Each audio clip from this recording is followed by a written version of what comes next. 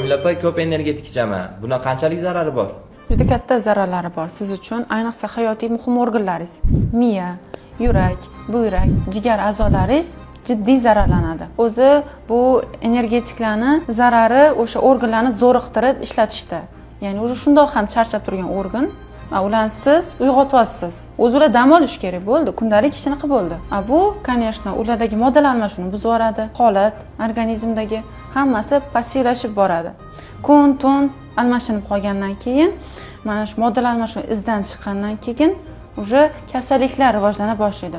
Xoh u bizni oshqozonchilik sistemasida bo'lsin, xoh yuqoridagi boshqa muhim organlaringizda. Oqibatida buni demak oshqozonni rakini ko'p kuzatganmiz patsientlar orasida. Bizning praktikamizda ham o'tgan yilda bitta kuzatildi. Именно shu 5 ta 8 ta butilkagacha ichadigan patsientda rak, уже rak. Shikoyati oddiy, og'riq shikoyati и ozgina ozgan. Tekshirsak rak. Bunaqangi holatda operatsiya ham yordam bermasligi mumkin. Уже holat ancha chigallashib ketgan bo'lsa, kimyoterapiyalar ham bu yerda ipishomay qoladi desak ham bo'ladi. Ushbu videoni aynan uyqu rejimi buzilgan va charchoqdan qutulish uchun energetik ichadigan tanishlaringizga jo'natib qo'ying.